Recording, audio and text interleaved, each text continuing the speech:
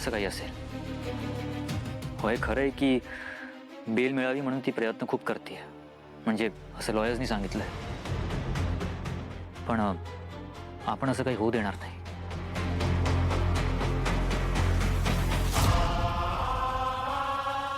म्हणजे चहा घे.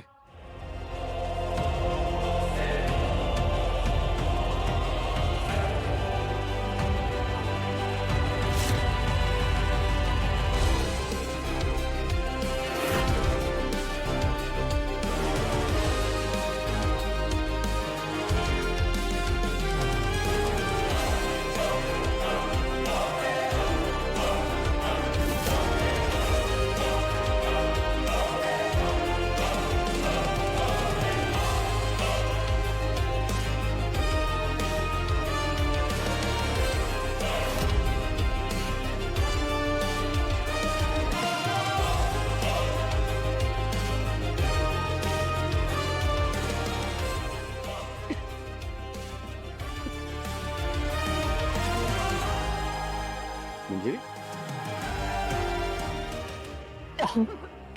काय झालं आई?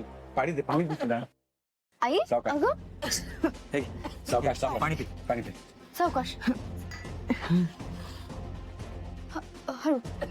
वर बघ वर बघ. काय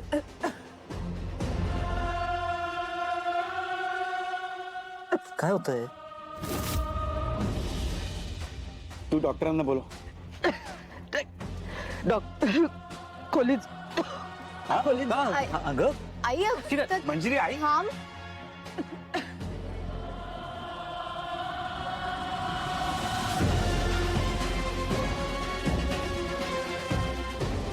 हे असं करते ही.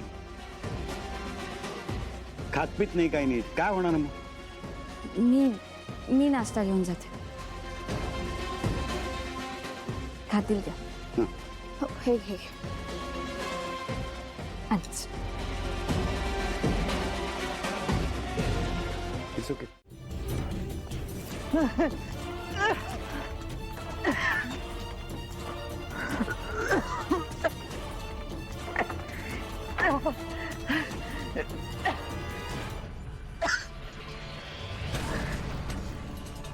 सासूबाई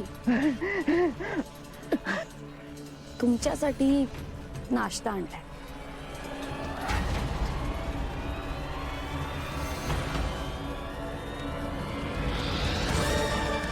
काय झालं? भीती वाटते? चहा काय मिसळलाय विष. चहात मिसळलं तर होतं, पण विष नाही.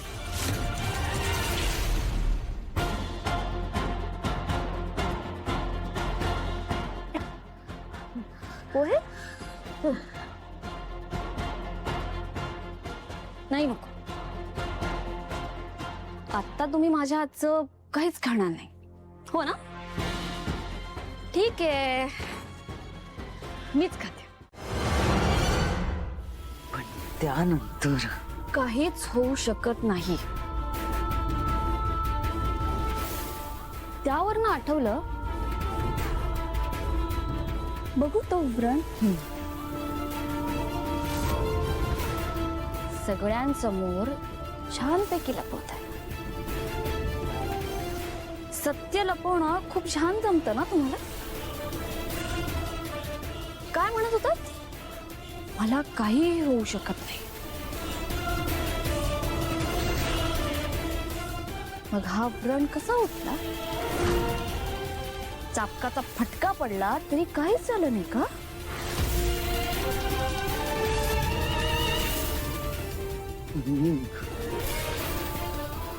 निघ इथून नाहीतर नाहीतर काय आईचं?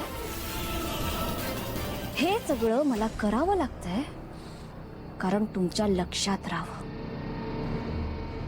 यापुढे जर काही करायचा प्रयत्न केला तर मी कुठलीही हद्द पार करू शकते.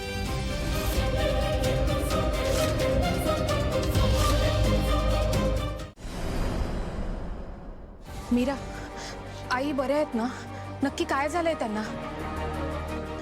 खाली चर्चा सुरू होती आणि मी नव्हते तिथे. मी वेदाचा ताई, एवढी कावरी बावरी होऊ नकोस. काही झालेलं नाहीये तुझ्या सासूला.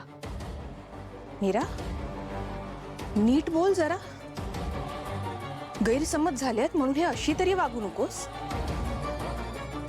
आणि तुझ्या मनात जे काही आहे ना ती फक्त शंका आहे. शंका नाहीये, खात्री आहे मला.